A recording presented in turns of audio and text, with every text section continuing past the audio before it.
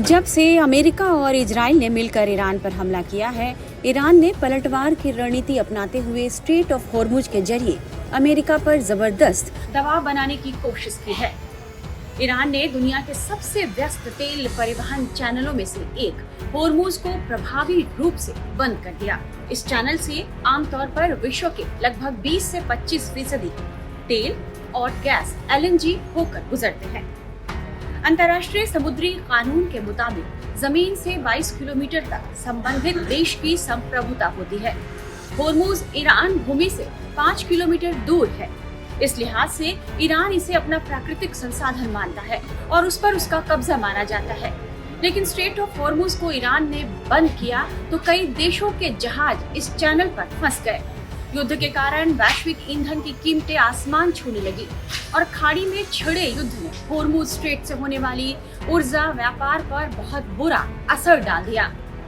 Iran के हमलों और धमकी के बाद इन रास्तों से जहाजों की आवाजाही लगभग पूरी तरह रुक गई।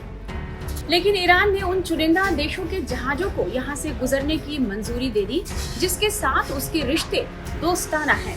मसलन ओमान से जुड़े 3 टैंकर, एक फ्रांसीसी कंटेनर जहाज और एक जापानी गैस वाहक सुरक्षित रूप से स्ट्रेट ऑफ हॉर्मुज को पार कर गया। कि ओमान वही देश है जिसने अमेरिका और ईरान के बीच बातचीत कराने में अहम भूमिका निभाई थी। ईरान ओमान को अपना भरोसेमंद साथी मानता है, इसलिए उसके जहाज का यहाँ से गुजरना ज्यादा हैरानी पैदा नहीं करता है। लेकिन ताज्जुब तो इस बात पर है कि उसने फ्रांस के जहाज को भी स्ट्रेट ऑफ हॉर्मुज से गुजरने दिया। जापान का सोहार LNG टैंकर भी हॉर्मुज के रास्ते गुजरा है। पश्चिमी देशों में फ्रांस पहला ऐसा देश माना जा रहा है जिसका जहाज हॉर्मुज से होकर गुजरा। दरअसल ईरान ने साफ किया था कि जिन देशों के जहाजों का अमेरिका या इजराइल से कोई संबंध होगा, उन्हें यहाँ से गुजरने की इजाजत नहीं दी जाएगी। ऐसे में अमेरिका का मित्र देश माने जाने वाले फ्रांस के जहाज का यहाँ से गुजरना हैरानी तो जरूर पैदा करता है। वहीं चीन की बात कर ले तो ईरान उसे अपना मित्र राष्ट्र मानता है, इसलिए चीन के जहाज को भी इस रास्ते से गुजरने की मंजूरी मिली और उसे कोई परेशानी भी नहीं आई। अंतर्राष्ट्रीय मीडिया रिपोर्ट्स के मुताबिक राजनयिक समन्वय के बाद चीन से जुड़े तेल और मालवाहक जहाजों को स्ट्रेट ऑफ हॉर्मुज से गुजरते हुए देखा गया और इस बीच बीजिंग ने तनाव को कम करने का आह्वान भी किया। वहीं भारत भी ईरान का मित्र देश रहा है।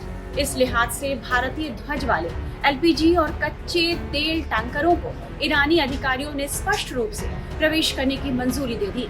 प्रत्यक्ष राजनयिक जुड़ाव और संघर्ष में भारत की तटस्थ स्थिति के बाद कई जहाजों के सुरक्षित रूप से पार होने का रास्ता दिखा। भारत में ईरान के सुप्रीम लीडर के प्रतिनिधि डॉक्टर अब्दुल मजीद हकीम इलाही ने साफ किया है कि भारत जैसे मित्र देशों के लिए स्ट्रेट ऑफ हॉर्मुज खुला हुआ है। 28 फरवरी यानी युद्ध शुरू होने के बाद से अब तक भारत के 9 जहाजों ने इस चुनौतीपूर्ण रास्ते को पार करके वैश्विक व्यापार में अपनी ताकत भी दिखा दी है। डायरेक्टरेट जनरल ऑफ शिपिंग की एक रिपोर्ट के मुताबिक 3 अप्रैल को LPG कैरियर ग्रीन सानवी के हॉर्मुज स्ट्रेट से सफलतापूर्वक गुजरने के बाद 4 अप्रैल को एक और जहाज ग्रीन आशा ने भी हॉर्मुज स्ट्रेट को पार किया है। अब हम आपको बताते हैं कि किन किन जहाजों ने हॉर्मुज को पार किया। Shivalik, Nanda Devi, Jag Laadki, pine gas, Jag Vasant, BWTYR, BWELM, green Shambhavi. Pine gas और जगवसन 92,612 टन LPG लेकर 26 मार्च से 28 मार्च के बीच भारतीय बंदरगाहों पर पहुंचे। शिवालिक और नंदा देवी 92,712 टन LPG के साथ भारत पहुंचा। संयुक्त अरब अमीरात से 80,886 टन कच्चा तेल लेकर भारतीय ध्वज वाला तेल टैंकर जगलाडकी 18 मार्च को मुंद्रा पहुंचा।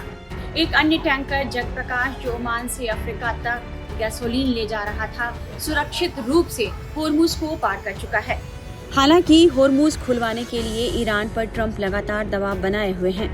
4 अप्रैल को ट्रंप ने ईरान को यह धमकी दी कि यदि आज रात 8 बजे तक हॉर्मुज को नहीं खोला गया तो अमेरिका उस पर जबरदस्त कहर बरपाएगा। ईरान के पावर प्लांट और ब्रिज सब तबाह हो जाएंगे। देखना होगा कि ट्रंप के इस धमकी का मंगलवार रात तक ईरान पर कोई असर होता है या नहीं और होर्मुज खुलता है या नहीं। इस तरह के तमाम एक्सप्लेनर्स के लिए आप बने रहिए टाइम्स नाउ भारत के डिजिटल प्लेटफॉर्म के साथ। जीरो हमने इन्वेंट किया, हमने बताया दुनिया को, जहां योग है वहां रोग नहीं। सबसे पुरानी सभ्यता है हमारी।